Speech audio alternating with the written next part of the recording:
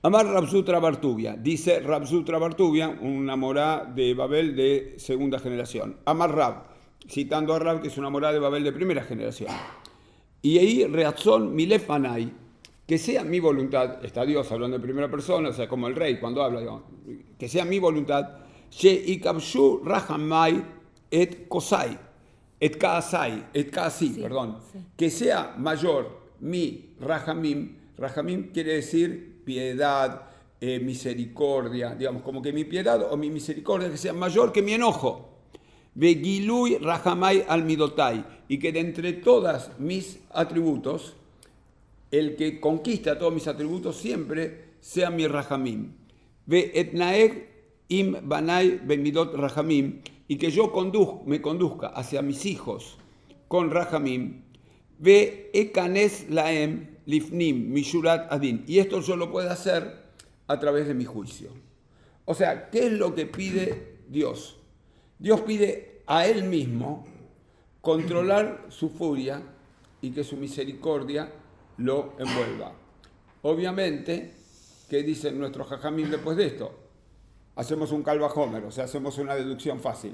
Si Dios mismo dice, yo para mí mismo pido tener rajamim que venza a mi coasí, a mi enojo, calvajómer, todos nosotros, que no somos Dios y que somos mucho más imperfectos, deberíamos hacer que somos mucho más fáciles de capturar por el enojo que por nuestro rajamim, podamos tener nuestro rajamim y que siempre venza a nuestro enojo.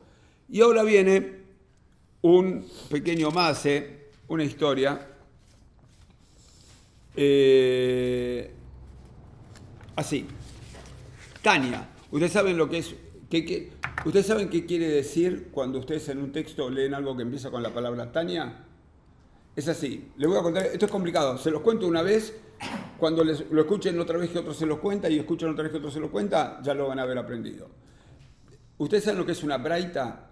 Una braita es un texto de la misma época, de la Mishnah, pero que por alguna razón, cuando Rabbi Yehuda Nasi hizo la recopilación de la Mishnah, no incluyó a esa braita.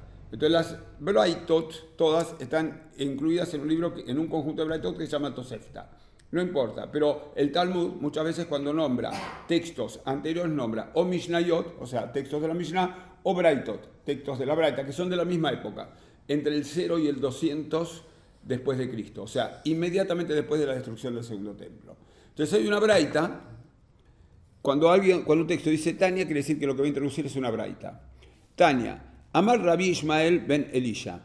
Ismael ben Elisha fue una persona que se la voy a nombrar muchas veces en distintos cursos, es el alter ego de Rabbi Akiva. O sea, era un Tana de Israel de tercera generación que, como es contemporáneo de Rabbi Akiva, y eran ellos dos prácticamente los únicos conocidos de la época, la gente no lo conoce tanto porque Rabbi Akiva es como que se llevó todas las luces y todos los honores. Pero Rabbi Ismael era un tipo muy interesante.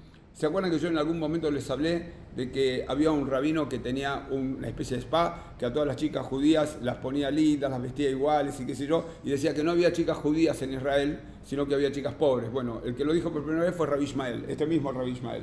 Entonces a este Rabbi Ismael le pasa lo siguiente. Pamahat nichnasti leadkir ketoret lifnei ulifanim. O sea, entré un día, o sea, soñó, digamos, ¿no? O sea, Pamahat entró al templo y Reite Createl Adonai al-Tsebaot. Y veo, acá lo llama Acritel, o sea que es una especie de nombre de Dios raro, pero como dice Adonai al-Tsebaot, el Señor de los ejércitos, al menos que está hablando con Dios. Shehu Yoshev al-Kiseh Ram Berizá, que él se sienta en su trono glorioso. Ve a Marli y me dice, Ismael Bni, Bargeni, Ismael, bendecime. Entonces, amartiló. Y entonces Ismael no duda nada, sino que verajá, y le va a decir la misma verajá que dijimos hace un ratito. Y ahí razón mi lefaneja, no es Dios que está hablando, sino que es Rabbi Ismael que le está diciendo a Dios qué es lo que tiene que bendecir. Sheikabshu rajameja et kaaseja, que tu enojo, que tu rajamim pueda vencer a tu enojo. ¿Por qué les repito 2 veces esto? Primero contado por los Jajamim y después ya en una visión de Rabbi Ishmael frente a Dios, porque va a ser una de los leitmotivs con los que vamos a encarar estos Yamim Noraim. Vamos a empezar estos Yamim Noraim con nuestra sana y sincera intención de que nuestra piedad, nuestra misericordia, nuestro entendimiento, nuestra ternura, nuestra empatía, como se dice ahora, con el otro, sea mayor que cuando estemos enojados, porque es fácil enojarse, ¿ok? Y estamos viviendo en una sociedad donde todo, recién lo estábamos hablando con la Morá, donde todo es enojos. Bueno, por lo menos nuestra comunidad, o aunque sea este curso, o aunque sea nosotros, vamos a tratar de que nuestra misericordia, de nuestra empatía y nuestro conocimiento con el otro y cómo es el otro, en estos Yamim Noraim, conquisten o empiecen a conquistar a nuestro enojo. Mora. Bueno, muy lindo. Gracias. Cantó. Siguiendo un poco lo que traías vos, Dani, uno podría pensar en el tiempo de Kippur, que tiene una particularidad, lo decíamos la semana pasada a través de una pregunta que traía Dani sobre la importancia del tiempo, ¿no? Es decir, si da lo mismo o si impacta el tiempo en nuestras acciones. Y Yom Kippur tiene una particularidad, es un pasú que aparece en el libro de Vaikra de Levítico, capítulo 16, versículo 30, que dice: porque en este día Dios expiará todas las transgresiones para purificarlas. Es decir, hay una mención en la Torá de que el tiempo en sí mismo ya expía, pero hay que hacer un trabajo gigante para que eso suceda. Pero tiene la particularidad de que el tiempo de ese día expía nuestras transgresiones. Pero hay como ciertas condiciones que tenemos que cumplir antes, que es todo el trabajo que iniciamos la semana pasada con Rosh Hodesh Elul, que es el trabajo del Heshbon HaNefesh, del balance del alma, y todo lo que tiene que ver con la noción de Teshuvah. Entonces, antes que Dani empiece, llegaste vos y tu teléfono sonó y decía: has llegado a tu destino. ¿Qué destino? Eso dijo tu GPS, y yo creo que es el GPS de la Neshama. Nosotros tenemos que llegar a nuestro destino, y el GPS empezó la semana pasada y va a terminar en Kippur, ¿no? Es decir, ¿a dónde queremos llegar? ¿Se acuerdan que la semana pasada decíamos Rosh Hashanah es un tiempo que nos interpela para preguntarnos sobre nuestra misión en este mundo? Fuimos creados, somos creados, tenemos que renovarnos y pensar quiénes queremos ser, no quiénes fuimos. El pasado hay que soltarlo, ¿no? Lo que decíamos, el pasado, que es avar, si no lo soltamos queda en una posición de averá, que tiene el mismo yoresh y que implica transgresión. ¿Por qué el pasado es algo que nos puede hacer que transgredamos? Porque no funcionamos con lo que fuimos creados, que es el movimiento mismo de la creación, es el fluir. Y en ese fluir hay que ir generando la teshuvah, que es movimiento, respuesta y renovación. Kippur tiene algo muy especial, que es un trabajo casi pleno de la Neshama. Y es por eso que la mención que aparece en la Torá sobre el Kippur es la aflicción del alma. Nosotros tenemos que afligir nuestra alma, y para eso Hazal, los Jajamim, definieron de qué se trata el trabajo de aflicción del alma, lo que es el ayuno, lo que es la abstinencia de un montón de cosas en el día de Kippur, el vestirse de blanco, el no usar calzados de cuero ni nada de cuero, como si fuese un día de duelo, más bien de juicio. Y principalmente el trabajo que hay que lograr, justamente, que ahí llegaríamos a destino, es lo que trae Dani en relación a esta idea, ¿no? Que es cómo pasar de que la misericordia, que es un atributo importante que nosotros también tenemos, pueda tener más presencia que los enojos, ¿no? Y en este sentido, nosotros empezamos el tour de Yom Kippur con una primera parada que es Kol Nidre, ¿sí? Kol Nidre es como el momento más importante, más esperado. De hecho, es la única noche que uno abre el Aron HaKodesh y se ve la Torá, ¿no? Si no, nosotros abrimos el Aron HaKodesh solo de día, y es la única noche que los hombres o mujeres, según cómo se constituye el minyan, visten el talit de noche, fíjense la envergadura que tiene, y es por Kol Nidre, y es por Kol Nidre en relación a Kippur. ¿Qué significa Kol Nidre? Creo que la idea de hoy también es como que podamos pensar, Dani después va a hablar sobre la lectura de Yoná, que podamos meternos en este tour que hacemos en Kippur para entender qué es lo que estamos rezando. ¿Qué hacemos cuando venimos a Kol Nidre? Kol Nidrei, todas las promesas que hicimos. ¿Por qué los judíos empezamos el día más santo del año cancelando las promesas? ¿Qué importancia tendría que te prometí tomar un café y no lo hice? ¿Sí? Que te prometí ayudarte en tal cosa y se me pasó el año y no fue. ¿Qué tiene que ver eso con el trabajo de la Neyama, con el perdón? Una de las explicaciones, bueno, no sé, ¿alguien tiene una respuesta que quiera ensayar? ¿Por qué empezamos Yom Kippur cancelando las promesas? Yo creo que porque debemos reconocer que somos imperfectos. Sí. Y que seguro, aunque no recordemos, seguro hay algo que prometimos que no pudimos cumplir por diversos motivos. Entonces me parece que ese es como decir, bueno, todo este tiempo, todo este tiempo estuvimos pensando, incluso tal vez no logramos llegar a la conclusión de qué fue lo que hicimos mal, pero así todo tenemos que reconocer que seguro algo hicimos mal. Correcto. ¿Alguien más? Un poco el valor de la palabra, qué valor le damos a la palabra. Sin duda. El valor de la palabra, sí. Nosotros también tendríamos que empezar a pensar que en la tradición judía la palabra no es solamente la herramienta o el recurso con la que Dios crea el mundo, ¿sí? Sino que también la palabra en hebreo se dice davar. ¿Vieron cuando decimos en el Shema Israel advarim ha'elu? Y nos referimos no a las cosas, sino a las palabras. Pero también podríamos decir advarim ha'elu, lo que está sobre el escritorio son cosas, ¿sí? Quiere decir que la tradición judía le da un valor tanto energético, la palabra creadora, pero también es un valor topológico. Las palabras para la tradición judía ocupan lugar. Depende de qué hiciste con la palabra. Puede ser una tremenda piedra en la mitad del universo la que acabas de colocar si dijiste una palabra que no se puede mover, que es difícil de remover. ¿Vieron cuando uno dice lo que dijiste es difícil volver atrás? ¿Sí? Si fuese algo topológico sería una piedra que no la puedo mover.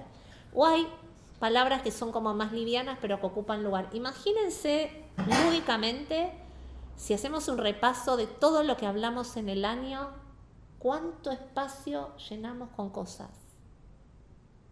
¿No?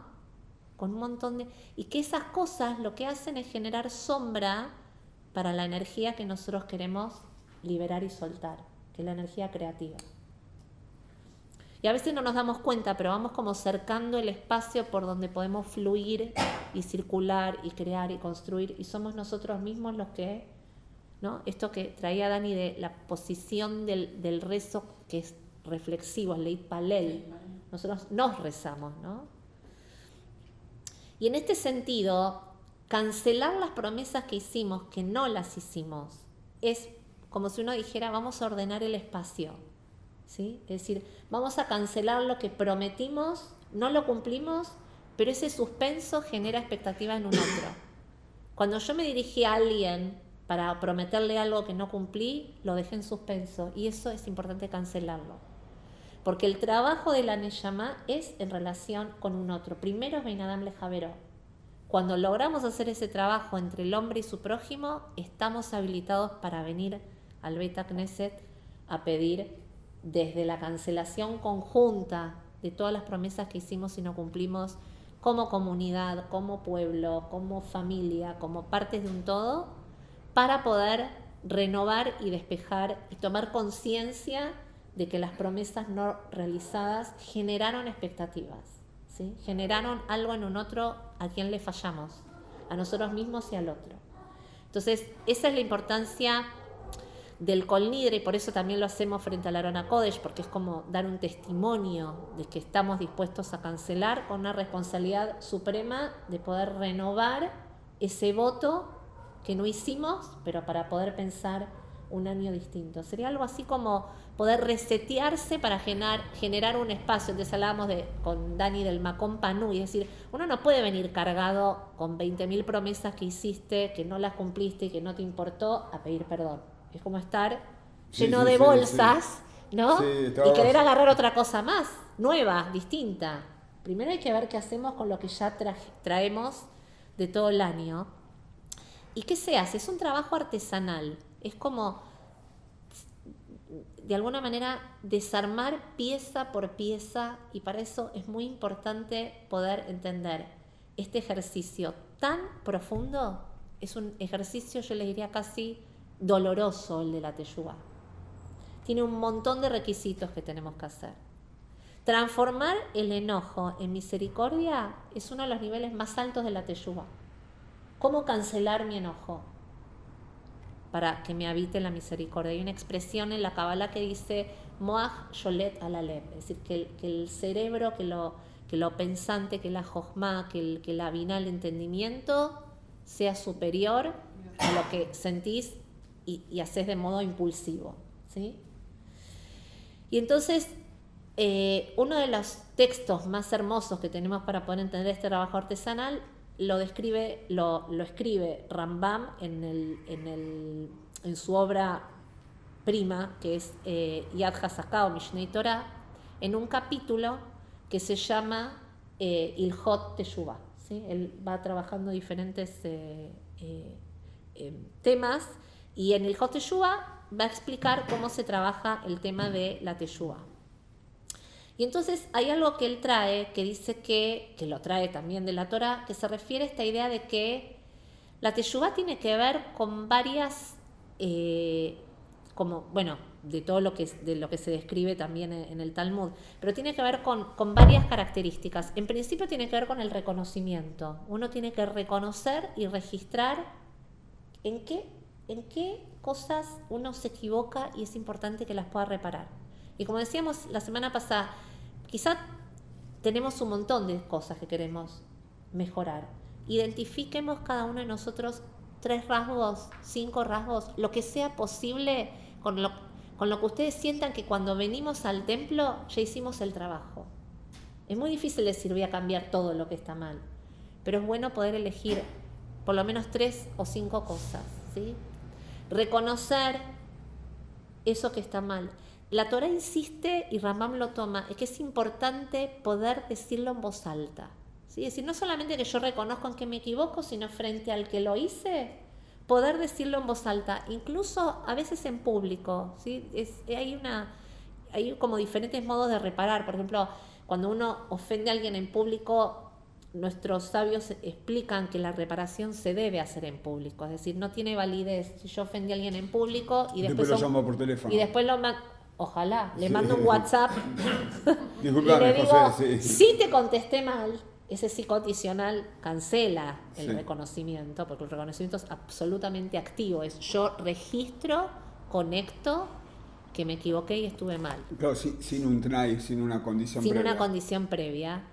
Entonces, uno tiene que reparar al otro. Y es lo que Rambam llama cuando alguien pecó o transgredió en un lugar o con una persona, ¿sí? Y está en esa situación, eso es lo que sería como el A', ¿sí? Donde uno transgredió es el A, y uno genera la situación A' para poder reparar. Y lo hace con las mismas características con las que agredió. ¿De dónde aprendemos esto? ¿Por qué lo toma Rambam y por qué lo toma el Talmud? Porque lo aprendemos de Sipurei Yosef. Yosef trata de poner lúdicamente a sus hermanos en la misma situación en la que pecaron con él, para ver si ellos hicieron teshuvá. Y es el momento en que él le pone Sí. las cosas que robó, Y lo ¿sí? secuestra a Benjamín. Y le dice, tráiganmelo a Benjamín, que es el otro hijo preciado de Jacob, ¿sí? Y ellos, de alguna manera, al principio se resisten, ¿no? Y finalmente lo realizan. Es decir, de ahí toman los sabios esta idea de que se repara generando una misma situación para poder demostrar que la misericordia, el trabajo, está por encima del enojo, ¿sí? Del enojo y de todas esas situaciones. Y eso es lo que se llama entonces reconocer los errores que queremos corregir, repasar nuestras palabras. El Kol Nidrei es una invitación a que antes de llegar al Kol Nidrei repasemos no solamente las promesas que hicimos durante todo el año que no las cumplimos, sino también qué palabras suelo usar que generan malestar. Tratar de identificar. Son trabajos muy, muy concretos, pero son importantísimos. Uno no puede venir al Beit HaKnesset con las manos vacías. Las manos vacías son sin tefilá, sin tzedaká y sin teshuvá. Nosotros venimos despojados de un montón de cosas para Kippur, pero no podemos venir despojados de esas tres cosas. Sin teshuvá, sin tefilá y sin tzedaká. La teshuvá y la tefilá tienen que ver justamente con esta idea de haber hecho el trabajo, identificar en qué nos equivocamos para poder reparar y también para diseñar una nueva acción. Es decir, aquello que quiero reparar, bueno, ¿cómo voy a diseñar una nueva acción? ¿No? ¿Qué es lo que trae la Torá en relación a cuál va a ser tu ofrenda? Esa es la teshuvá. ¿Cuál es tu nueva respuesta? Si yo, por ejemplo, decido que está prohibido hacer la yonará, ¿sí? Hablar mal del otro, porque descubro que se llena mi boca de palabras que además contaminan mi neshama. No sé si a ustedes les pasan, cuando alguien escuchan que alguien habla mal de alguien. Sí, cambiemos de tema. Claro, pero esa persona, por lo menos lo que a mí me sucede, es como que se desdibuja, ¿no? Uno dice, qué feo que se la está escuchando. Del mismo que de lo que está diciendo. Exactamente. Y ustedes piensan en esta idea que decíamos, la topología de la palabra, es decir, está poniendo tantas piedras, tantas cosas que van a molestar después en una relación, en una expectativa, en la construcción, en la confianza y la credibilidad. ¿Cómo creer en alguien que llena su pensamiento, su jochma, su palabra, su dibur y sus acciones, sus maasim a través de el ayonará o hablar con soltura, ¿sí? Cuando uno a veces hablamos mal de alguien o decimos cosas de alguien y no nos tomamos ni siquiera el trabajo de pensar si es algo que nos dijeron o es algo que de verdad creemos que le pasa a esa persona, ¿no? Es decir, empezar a tomar como conciencia de cuáles son las cosas que queremos reparar. Y sobre todo las cosas, aquellas que impiden que las relaciones fluyan, ¿no? Es decir, por ahí hay peleas familiares que no se disolvieron. ¿Cuánto tiempo vamos a hipotecar esas peleas que se transmiten de generación en generación, ¿no? Porque no nos tomamos el trabajo de disolver. Estas son como el trabajo que uno va haciendo. Entonces tiene que ver con los pasos, son reconocimiento. Rambam habla de aflicción, de apenarse. Dice que el arrepentimiento tiene que venir con el apenarse, que es un poco lo que Dani traía sobre la empatía. ¿Sí? No solamente uno siente empatía de cosas que le pasan al otro, sino de yo me apeno, me duele haberte lastimado. Lo siento en el alma, paso por esa experiencia y lo quiero reparar. Decirlo en voz alta, ¿sí? Lo que se conoce como el vidui, la confesión a través de la palabra. Yo he pecado, he transgredido, y entonces dice Rambam, explicar cuál es yo estuve mal con vos porque te agredí, porque te ignoré, porque no te tomé en cuenta, porque no te escucho cuando me necesitas. Es decir, ponerlo en palabras genera una vibración a la neshama propia, que es como que le da una vibración que te permite hacer la reparación. Tiene un sentido muy distinto. Es muy importante hablar en voz alta, solo. ¿Sí? Uno dice, ¿a quién le está hablando? Como decía recién Dani en relación a esta metáfora de Dios orando, ¿no? Es decir, la importancia de la vibración para el propio alma. Y después lo que uno diseña como estrategia. ¿Por qué? Porque cuando uno finalmente va a pedirle perdón a alguien que uno lastimó, la teshuvá significa que le llevas una respuesta. Entonces, ¿qué sería perdonar? Perdonar es donar. La palabra perdón es dar un don, es dar un regalo, ¿sí? Entonces, cuando yo doy un regalo, no racionalizo tanto. No estoy pensando si tengo razón o no tengo razón. Te traigo con todo mi corazón mi ofrenda, y esa ofrenda viene del trabajo que hicimos antes, y esa ofrenda significa la teshuvá por sí misma, que significa no solamente que te pido perdón por no haber estado presente durante todo este año, sino que ya sé cómo voy a estar presente a partir de ahora.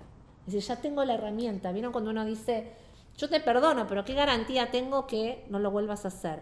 El trabajo de la teshuvá es completo. Tenés que ser el garante de lo que vas a hacer, de quién vas a ser. Por eso la teshuvá es esta idea de volver a nacer. Incluso Rambam trae esta idea de cambiar el nombre, porque es nombrarse como si fuese una persona nueva. También trae la idea de cambiar del lugar, exiliarse de ese lugar de la transgresión, que puede ser real, físico o metafórico. Es decir, yo ya no estoy en ese lugar subjetivo en el que estaba cuando hacía tal o tal cosa. ¿Vieron? Por ejemplo, uno diría, yo quiero trabajar sobre mis enojos. Entonces ya no soy la persona enojosa, ya me exilio de ese lugar subjetivo del enojo porque estoy tratando de cambiar eso. Entonces es cambiar también del lugar subjetivo. Es un montón de cosas que hay que ir haciendo, pero tienen que ver con la ofrenda. Y por último, y le paso a Dani la palabra, en la tradición judía no hablamos de culpa. Por más que están los chistes del aire llamame, que si usás mi corbata, la corbata que te regalé la azul y por qué no la roja, etcétera. En realidad tiene que ver más con el humor judío. En términos filosóficos, en términos espirituales, la tradición judía siempre puso muchísimo énfasis en la responsabilidad. El perdón no tiene nada que ver con la culpa. Cuando uno siente culpa, lo que está haciendo es como engrandeciendo su propio yo. Con el mismo yo con el que te herí, que te agredí, vengo y te digo, ay, me siento re mal con lo que te hice, me siento re culpable, yo.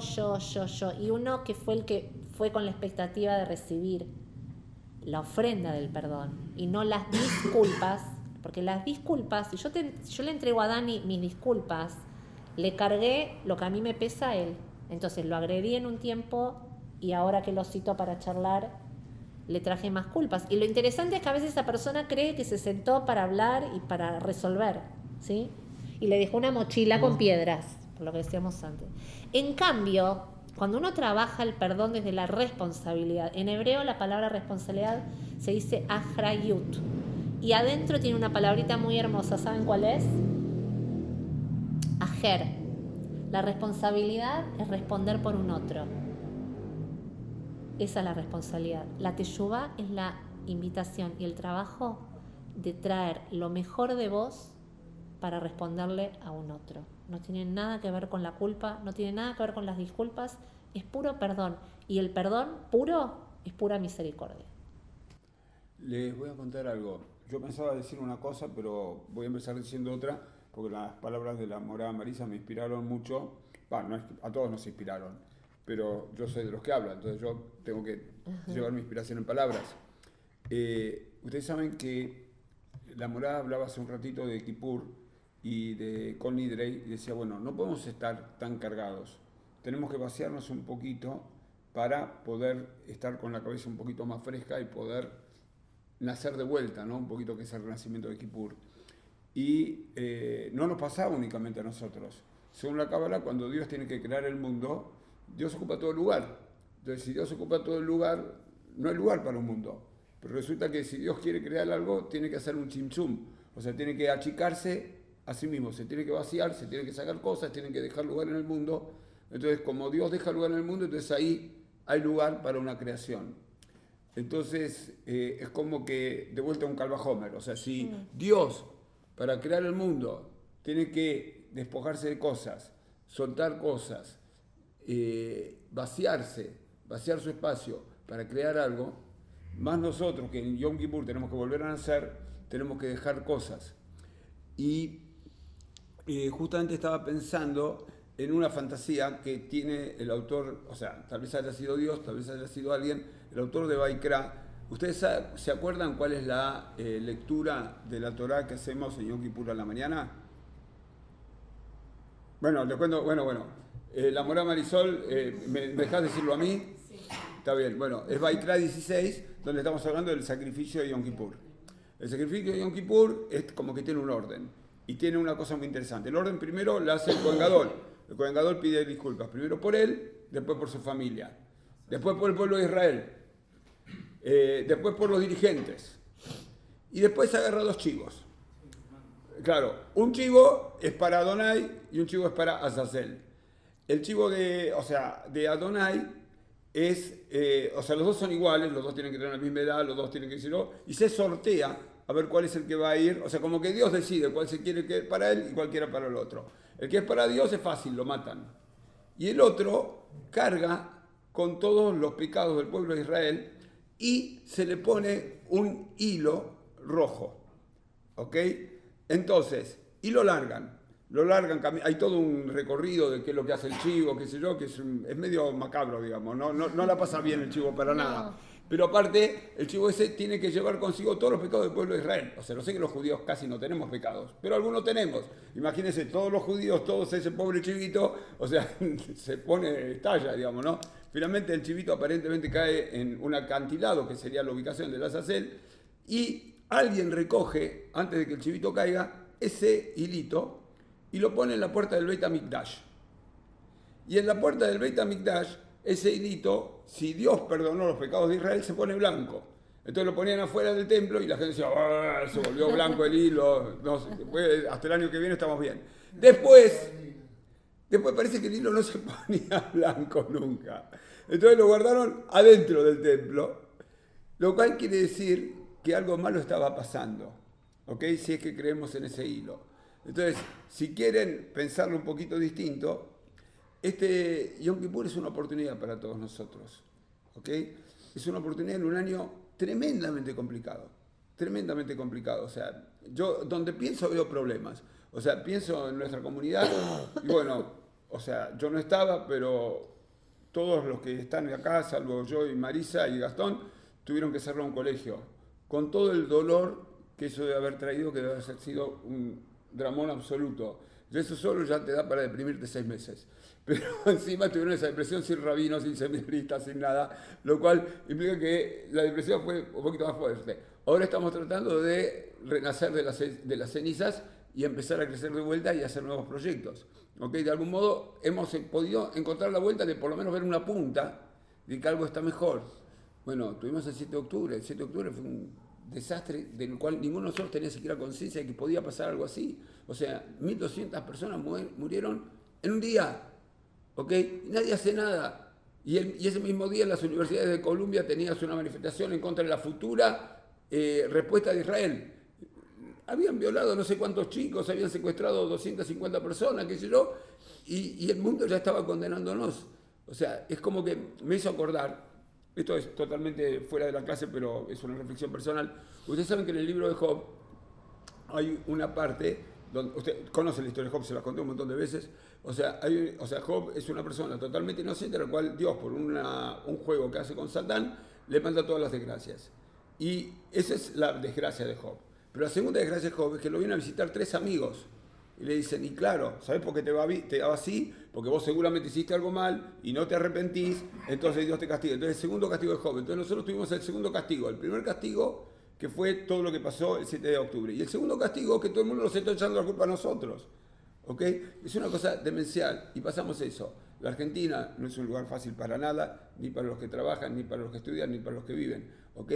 Tenemos un presidente que no sé si es bueno o es malo, pero seguro no es un tipo educado. ¿Ok? No es un tipo de buenos modos, no es un tipo de buenos modales. Es muy difícil. Está todo el mundo nervioso. ¿Ok?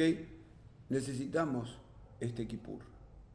Lo necesitamos que llegue algo cósmico que nos libere. Necesitamos mandarle todos nuestros pecados a un chivo que se vaya a algún lado y empezar a hacer el Ilhot Teshuvah, que como dijo Marisa, tiene como etapas.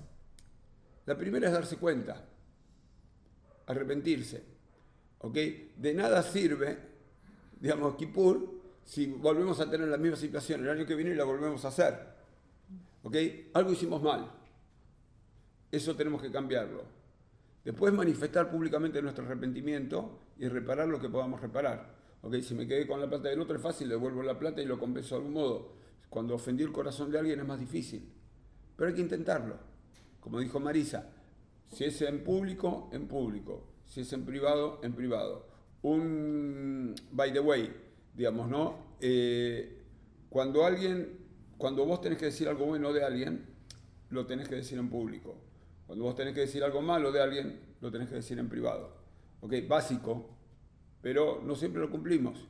A veces hacemos al revés, o sea, cuando decimos algo, bueno, che, la verdad me gusta tu camisa, por ejemplo, pero cuando este desgraciado que hizo, no es así, ¿ok? Yo tengo la suerte de conocerlos, o sea, somos un minyan, somos 10, o sea, somos pocos, pero no somos tan pocos. Tenemos un minyan, o sea, podríamos decir el Barjú o el Kadish si quisiéramos, ¿ok? Pero yo tengo la suerte de que yo conozco a todos los miembros de este minyan. ¿Okay? Ninguno de ustedes se conoce a todos entre sí, yo los conozco a todos. Y yo puedo dar fe por el buen corazón de todas las personas que están acá. Con todos ustedes tuve en algún momento alguna charla, algún diálogo, algún gesto. Con todos tuve un abrazo. ¿Okay? Así que está bien que estemos nosotros. Me hubiera encantado que estuvieran todos, pero estamos nosotros es más que suficiente.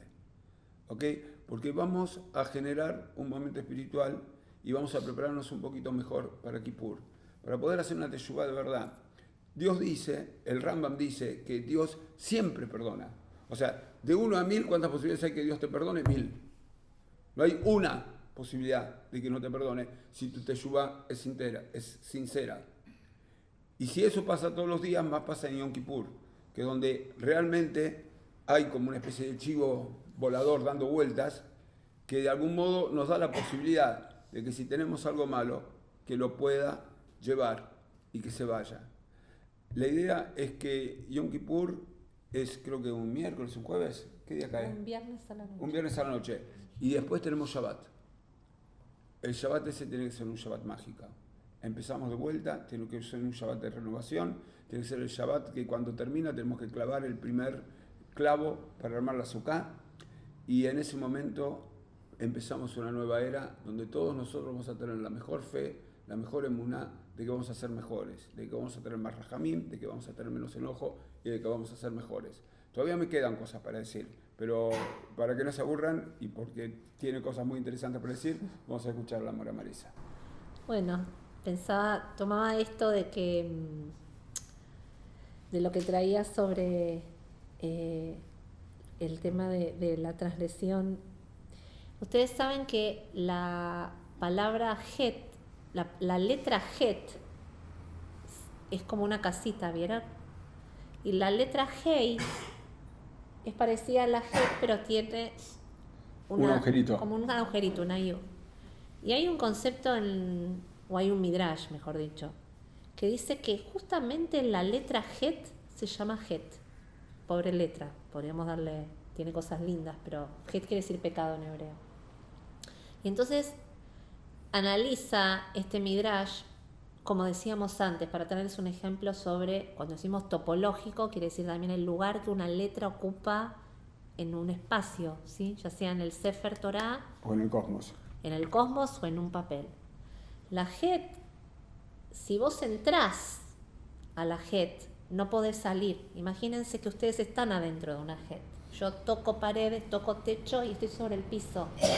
Me quedé encerrada, ¿sí? ¿Se acuerdan que la semana pasada decíamos, como efemérides, en Tishrei, el primero de Tishrei, que es Rosh Hashanah, hacele teivá, ¿sí? No hace su teivá y sale de la teivá bastante después, y Yosef sale de su cárcel, ¿sí? De la cárcel para interpretar los sueños del faraón. Y decíamos, son efemérides que nos ponen así, como lo que traía Dani hoy, entre la misericordia y el caos, el enojo, entre estar adentro de una cárcel o hacerte una teivá. Podés elegir. La teivá es como la hei, porque vos podés entrar en el circuito de la hei y si te equivocás, volvés a salir.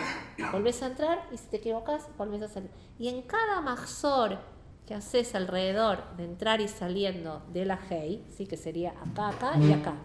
Entro y vuelvo a salir, entro y vuelvo a salir, una y otra vez. En la het es muy difícil salir, me siento ahogada. Eso es lo que produce el Yetzer Hará. El impulso del mal, que sobre todo en la Kabbalah que traía Dani, está traducido como la necedad, porque a veces decimos el impulso del mal, es un monstruo dañino, el diablo así rojo. Con tentáculos, un monstruo, Satán. El discurso del mal también, porque hablabas de lo que nos pasó este año y lo de las manifestaciones que tienen que ver con el discurso del mal, tiene que ver con la necedad, dice el Tania y el Sol lo relacionan. Bueno, también el Midrash con respecto al momento de cuando Adán y Javá comen del fruto prohibido. Y entonces, ¿por qué tiene que ver con la necedad? Porque es eso que se supone que si haces tal o cual cosa no va a pasar nada, lo minimizás. Kippur es el tiempo en el que sabemos el final de la historia, vamos a ser perdonados. Pero es muy importante que podamos hacer un trabajo profundo de nuestra alma, porque a diferencia del resto de la creación, nosotros tenemos un tesoro único en toda la creación, que no fue construida con la palabra, que no fue creada con la palabra, y es la Neshama. La Neshama es puro Ruach Elokit. Dios no crea la Neshama con la palabra, Dios la crea insuflando en nosotros el hálito de vida. Y la Neshama es todo lo que nosotros tenemos que nos da sentido a nuestra vida. Y nosotros sabemos que así como dijimos que Kippur empieza en Neilá, en Kol Nidre, Kippur termina con Neilá. Ustedes saben que el alma tiene 5 niveles, que no los vamos a desarrollar hoy. El nivel más alto, ¿sí?, que es Yehidá, se llama Yehidá, que tiene que ver con la unión, con cómo nuestras almas se unen con la fuente, que es Dios. Dicen nuestros sabios, sobre todo los cabalistas, que el momento del Neilá, que viene de la palabra Linhol, es decir, cerrar, ¿sí?, el cierre de las puertas del cielo, es el momento en que nuestro nivel más alto de nuestra Neshama está en contacto con el cielo. Y ese es el momento que a veces es muy importante, como deseo lo digo, es decir, es muy importante que en ese momento estemos muy conectados con el nivel más alto de nuestra Neshama, con el cielo, para que seamos perdonados, para que podamos ser inscritos en el libro de la vida, para que podamos tener todo lo que estamos deseando en forma colectiva. Ahora vamos a hablar de eso, porque es el momento en que se van a cerrar las puertas del cielo, y por eso la costumbre era entrar con las velas, ¿sí? Es decir, ¿por qué? Porque la vela representa el alma del hombre para Dios, ¿no? Así dice el texto bíblico. Y es un desafío interesante, porque ustedes piensen que mucha gente, después de un ayuno prolongado, el momento de Neilá es el momento que dice falta poco para el mundo terrenal, que es comer. Y el desafío espiritual es falta poco para que se cierren las puertas del cielo. ¿Dónde vas a mirar? ¿El reloj del mundo material o el tiempo trascendente? Es decir, cómo disfrutar los últimos segundos de Neilá para que el momento más álgido tu alma se conecte con los portales del cielo antes de que se cierren hasta el año próximo, ¿no? Es decir, como una manera de recibir la energía. De manera tal que otra manera de que podamos ver es cómo evitar caer en la Het, cómo teniendo la posibilidad de evitar la Hei, ¿sí?, que tiene que ver con lo divino, con lo trascendente. Hacerse como una idea, yo siempre uso como estas cuestiones como en términos didácticos, hacerse ciertas ideas. Cuando tomas una elección, una decisión, de ahora en más, trata de pensarte adentro de la Hei o de la Het. Mira cuando uno dice, esto es bueno para tal cosa, ¿no?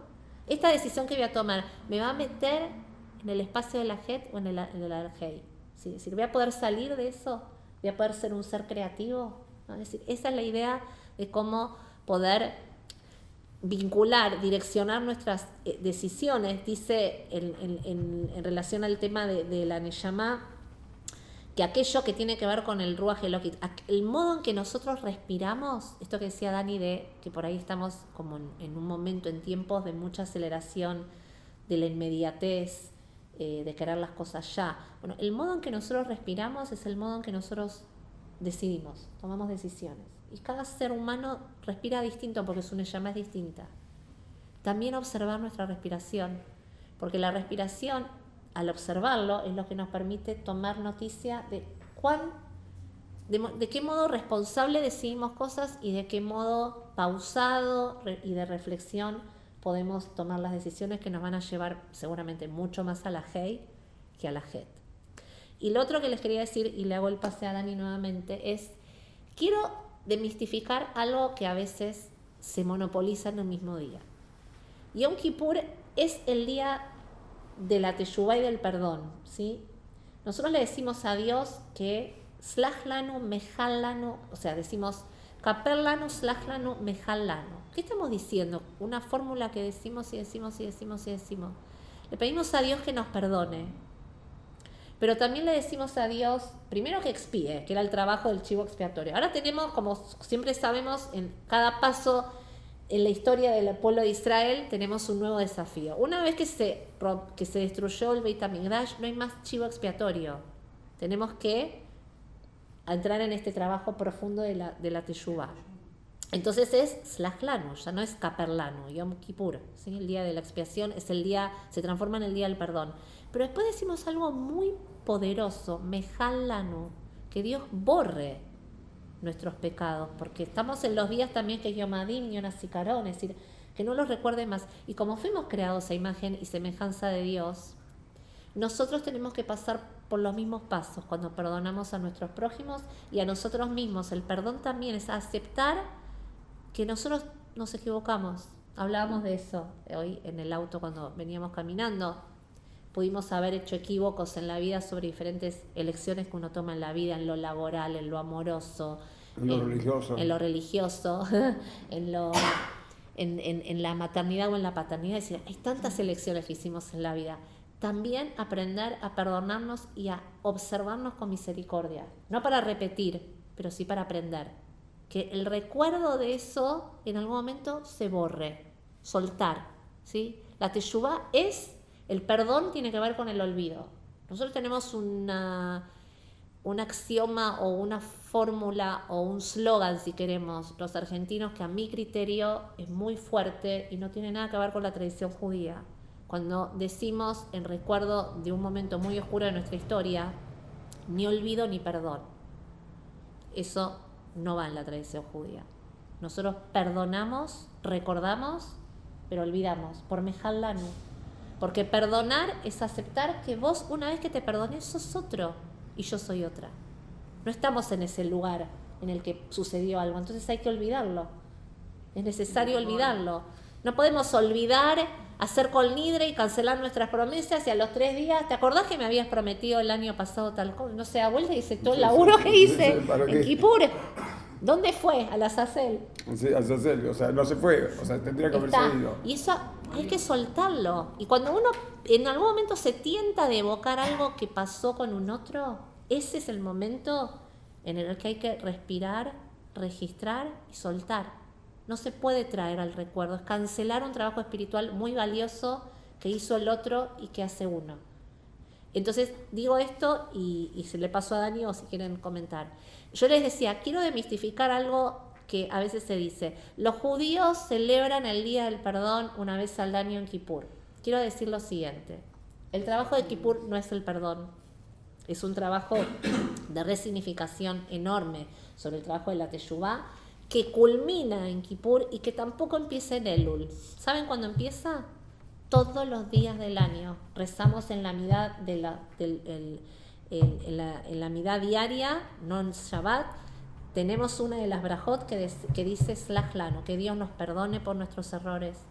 Todos los días del año rezamos Tfilat Amitá, rezamos el Shema Israel, la tefilá que decimos a la noche al acostarnos, y decimos a Dios que nos perdone por los errores que cometimos durante el día y que perdone a quienes nos hirieron, dice, en forma verbal y económica. Es decir, nos queremos ir a dormir con el alma tranquila. Y también lo decimos cuando hacemos Afrasat Jalá y también lo decimos en un montón de momentos del año, ¿sí? Entonces, nosotros trabajamos sobre el tema no del perdón y de la culpa, sino de la capacidad y la oportunidad hermosa que nos da nuestra tradición de repensarnos, de reflexionar sobre nosotros y de sentir la alegría gigante que es, si me equivoco, puedo volver a subir dentro de la Hey y volver a repensarme. No tengo que quedarme en un lugar de la Het que es la nostalgia, la melancolía, la culpa, el castigo. Nada de eso, todo lo contrario. Volver a empezar y volver a empezar con muchísima responsabilidad. Bueno, yo pensaba decir una cosa y siempre las palabras de Marisa me inspiran para irme para otro lado, pero no tan lejos. Yo tengo una amiga que un año festejó Kippur en New York, una amiga cheta. Entonces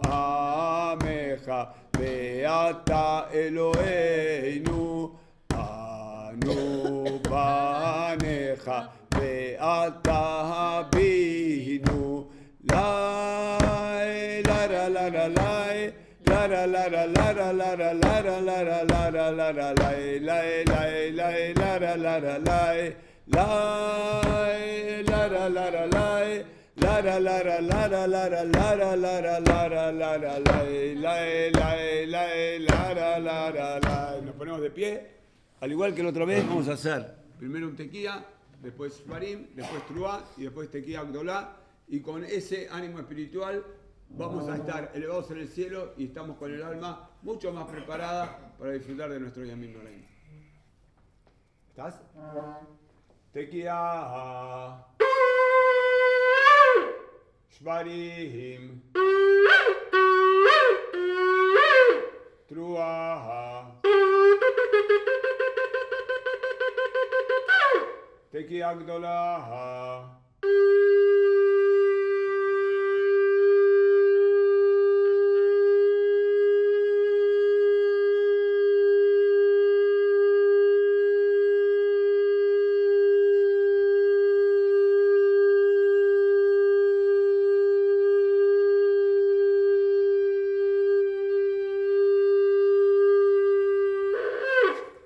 Que el Señor nos cuide siempre, que este minyan sagrado nos lleve, nos eleve, nos haga sentir mejores y que nuestra Rahamim sea mucho más fuerte que nuestro enojo. Un honor estar con todos ustedes. Amén. Muy lindo, gracias Dani. Muy lindo. Gracias. Ahora, muchas gracias como siempre. Un honor. Muy lindo.